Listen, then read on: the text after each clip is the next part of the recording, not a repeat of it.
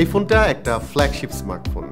এতে flagship processor থাকছে, AMOLED display পাচ্ছেন এবং এর ক্যামেরা এখন এই ফোনের যে প্রাইস সেই অনুযায়ী একরকম অবিশ্বাস্য।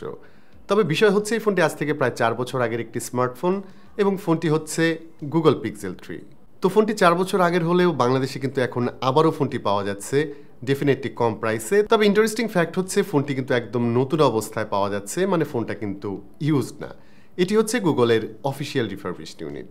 বাট কথা হচ্ছে এই 2022 সালে এসে ফোনটি আসলে কেমন পারফর্ম করবে, ফোনটি কেনা ঠিক হবে কিনা সেই ব্যাপারে কথা বলবো আজকের ভিডিওতে। তবে তার আগে ধন্যবাদ জানাতে চাই আমাদের আজকের ভিডিওর স্পন্সর স্মার্ট গ্যাজেট বিডিকে এই ডিভাইসটি আমাদের টেস্ট করতে দেওয়ার জন্য। তাদের কাছে পিক্সেল 3 সহ পিক্সেলের অন্যান্য সিরিজ, এছাড়া অন্যান্য আরও অনেক ডিভাইস, রিপ্লেসমেন্ট ইউনিট, রিফারবিশড ইউনিটও পাওয়া যাবে। তাদের শোরুম যমুনা ফিউচার পার্কে, এছাড়া তাদের ফেসবুক পেজ এবং গ্রুপ যেখান থেকে তাদের সাথে কন্ট্যাক্ট করতে পারবেন সেগুলো থাকছে আমাদের ভিডিও ডেসক্রিপশনে। শুরুতেই সবার মনে হয়তো একটা প্রশ্ন আসবে, সেটা হচ্ছে ফোনটি অরিজিনাল বা অথেন্টিক কিনা। তো এটা চেক করার জন্য গুগল স্টোরের একটি অফিসিয়াল লিঙ্ক থাকছে, সেখানে এই ফোনের IMEI দিয়ে সরাসরি আপনি নিজেই চেক করতে পারবেন। যেমন এই ফোনের ক্ষেত্রে দেখাচ্ছে এটি অফিসিয়াল রিফারবিশড ফোন এবং ইন্টারেস্টিং ফ্যাক্ট হচ্ছে এর ওয়ারেন্টি 2023 সালের নভেম্বর মাস পর্যন্ত আছে। মানে এই ফোনটি যে অথেন্টিক সেটা নিয়ে কোনো সন্দেহ থাকছে না।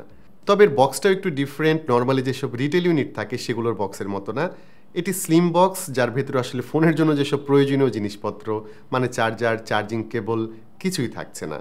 আর আপনারা হয়তো অনেকেই জানেন যেসব রিফারবিশড বা রিপ্লেসমেন্ট ইউনিট থাকে সেগুলোর বক্স কিন্তু এ ধরনের স্লিমই হয়ে থাকে।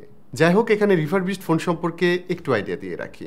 ফোনগুলো তৈরি করার পর হয়তো এগুলো সেল করা হয়েছিল, বাট কোনো ধরনের ফল্ট ধরা পড়ার পর কোম্পানিকে এই হ্যান্ডসেটগুলো ফেরত পাঠানো হয়।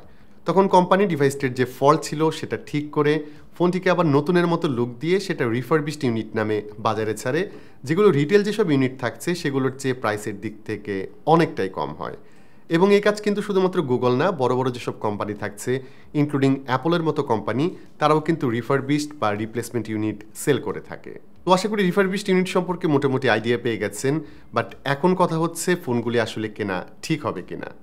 ফোনটি রিয়েল লাইফে আসলে কেমন হবে সেটা জানার জন্য আমি ফোনটি প্রায় 8-10 দিনের মতো ব্যবহার করেছি এবং অনেস্টলি যদি বলি আমি ইমপ্রেসড হওয়ার কয়েকটি কারণ বলি। ফোনটি এখন পাওয়া যাচ্ছে 16,000 টাকার আশেপাশের প্রাইসে, যে দামে বাংলাদেশে এখন যে অবস্থা অফিসিয়াল কিংবা আনঅফিসিয়াল সেরকম কোনো পাওয়ারফুল স্মার্টফোন পাওয়া যাচ্ছে না। সেখানে এরকম একটি প্রিমিয়াম ফোন এই প্রাইসে পাওয়া যাচ্ছে, সেটা কিন্তু সারপ্রাইজিং। এটা খুবই হ্যান্ডি একটি phone, day to day use করার জন্য এর আর্গোনমিক্স চমৎকার। এর বিল কোয়ালিটিও ফ্ল্যাগশিপ গ্রেডের, মানে রিয়ারে গ্লাস থাকছে এবং ফ্রেম হিসেবে থাকছে অ্যালুমিনিয়াম। এখানে আরও চমৎকার বিষয় হচ্ছে এই ফোনে কিন্তু ওয়্যারলেস চার্জিং সিস্টেম থাকছে। তবে চার্জিংয়ের জন্য এর ওয়্যার্ড চার্জিং সিস্টেমটাই আমি ব্যবহার করেছি। ইনফ্যাক্ট এই ফোনে কিন্তু 18 ওয়াট পর্যন্ত ফাস্ট চার্জিং সাপোর্ট থাকছে। তো লুকের কথা যদি বলি, ফোনটি আপনি যতক্ষণ রিয়ার থেকে দেখবেন আপনার কাছে চমৎকার মনে হবে, বাট যখন সামনে চলে আসবেন তখন কিন্তু এটাকে দেখতে খুব একটা ভালো লাগবে না, যেহেতু এর ডিসপ্লের নিচে এবং ওপরে বিশাল আকারের ফোরহেড এবং চিন থাকছে। যদিও এখানে ডুয়েল স্পিকার থাকছে, তারপর 2022 সালে ফোনের এই চেহারা আমার মনে হয় কারোই ভালো লাগার কথা না। সত্যি বলতে আমার কাছেও এই ফোনের চেহারা অদ্ভুত লেগেছে। তবে ডিসপ্লেটি যেহেতু অ্যামোলেড, কালার রিপ্রোডাকশনই 2022 সালে এসেও বেশ ভালো বলা যায়। সো ডে টু ডে ইউজের ক্ষেত্রে এই কদিনে আমি এটাতে আসলে ইউজড হয়ে গিয়েছিলাম। বেসিক্যালি এই ফোনটি আমি আমার সেকেন্ডারি ডিভাইস হিসেবে ব্যবহার করছিলাম এই কদিন, মানে আমার প্রাইমারি ফোনের পাশাপাশি। সো এই ফোনের কিছু শর্টকামিংস থাকছে, সেগুলো কিন্তু আমার কাছে আসলে খুব একটা বড় ইস্যু ছিল না। শর্টকামিংসগুলোর মধ্যে প্রথমেই থাকছে ব্যাটারি ব্যাকআপের ব্যাপারটা। যেমন এই ফোনে মাত্র 2900 মিলিঅ্যাম্পিয়ারের ব্যাটারি থাকছে, যা আপনি যদি হেভি ইউজ করে থাকেন তাহলে খুব একটা ব্যাকআপ দিতে পারবে না। বাট নর্মালি যদি ইউজ করেন, মানে সার্ফিং, ফেসবুক করা, টুকটাক ভিডিও দেখা, কল করা, ছবি তোলা, সেক্ষেত্রে হয়তো টেনে টেনে একদিন পার করতে পারবেন। তবে আপনি যদি এই ফোনকে প্রাইমারি ডিভাইস হিসেবে ব্যবহার করেন, রেগুলার ইউজের পাশাপাশি হালকা পাতলা কিছু গেমও প্লে করতে চান, সেক্ষেত্রে সিঙ্গেল চার্জে এই ফোনটি একদিনও হয়তো ব্যাকআপ দিতে পারবে না, সেকেন্ড টাইম আপনাকে হয়তো চার্জ দিতে হবে। আর এতে যেহেতু ফ্ল্যাগশিপ এসওসি, অ্যাটলিস্ট সেই সময়ের ফ্ল্যাগশিপ স্ন্যাপড্রাগন 845 থাকছে, তারপরও এখন এসে আসলে এটাকে খুব একটা ইউটিলাইজ করতে পারবেন না, কারণ এতে ভালো রকম সিপিইউ থ্রটলিং পাবেন, সেই সাথে ফোনটাও ভালো রকমের হিট হয়ে যায়। সো এই ফোনের প্রপার ইউজ হচ্ছে অ্যাজ এ সেকেন্ডারি ফোন হিসেবে ব্যবহার করা, যাতে রেগুলার কাজকর্মগুলি করা যাবে। তবে একটা জায়গায় আমার কাছে মনে হয়েছে এই ফোনের সবচেয়ে বড় স্ট্রেংথ থাকছে, সেটা হচ্ছে এর সফটওয়্যার এবং সফটওয়্যার অপটিমাইজেশন। আমার কাছে মনে হয়েছে এখনকার যেসব মিড রেঞ্জ ফোন থাকছে, একটু হায়ার প্রাইসের মিড রেঞ্জ ফোন, সেগুলোকেও কিন্তু এই ফোনটা মোটামুটি টেক্কা দিতে পারবে।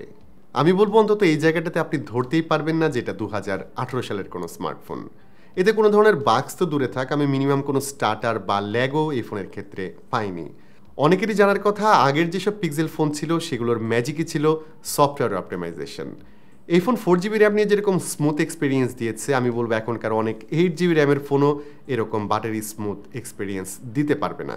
এতে অ্যান্ড্রয়েড 12 থাকছে, তবে দুঃখের বিষয় এরপর এই ফোনে আর কোনো অফিসিয়াল আপডেট পাওয়া যাবে না।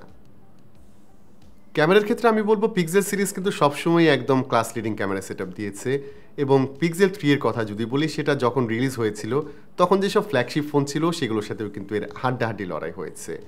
এই ফোনের রিয়ারে একটি 12 মেগাপিক্সেল ক্যামেরা থাকছে, বাট এর ফ্রন্টে কিন্তু আপনি দুটি ক্যামেরা পাচ্ছেন, একটি ওয়াইড এবং আরেকটি আলট্রা ওয়াইড। এবং এর যে ইমেজ প্রসেসিং, সেটা এই ফোনের যে প্রাইস, এখনকার প্রাইস, সেই তুলনায় একদম অবিশ্বাস্য রকমের ভালো ছিল। এতে পোর্ট্রেট থেকে শুরু করে ল্যান্ডস্কেপ, লো লাইট, সব সিচুয়েশনেই এখন পর্যন্ত আপনি অসাধারণ ছবি পাবেন। তো এই ফোনটা আমি চোখ বন্ধ করে তাদের রিকমেন্ড করতে পারি যারা একটু কম প্রাইসের মধ্যে সেকেন্ডারি কোনো ফোন খুঁজছেন। এর সফটওয়্যার এক্সপিরিয়েন্স অসাধারণ, ডিভাইস হিসেবে খুবই হ্যান্ডি, এবং এখনকার তুলনায় বেশ ভালো ক্যামেরাও পাচ্ছেন। তবে প্রাইমারি বা একমাত্র ফোন হিসেবে যারা পিক্সেল 3 কিনবেন, আমি কিন্তু আগেই বলেছি ব্যাটারি ব্যাকআপের জন্য এই ফোনটাকে হয়তো তারা পুরোপুরি এনজয় করতে পারবেন না। যাই হোক, আজকের ভিডিওটি এখানেই শেষ করতে হচ্ছে। পিক্সেল 3 নিয়ে যদি আপনার কোনো প্রশ্ন থাকে সেটা অবশ্যই জানাতে পারেন কমেন্ট করে, এবং এই ধরনের ভিডিও আরও দেখতে চান কিনা সেটাও কমেন্ট করে জানাতে পারেন। আজকের মতো আমি বাবু এখানেই বিদায় নিচ্ছি। সবাই ভালো থাকবেন, অনেক ভালো।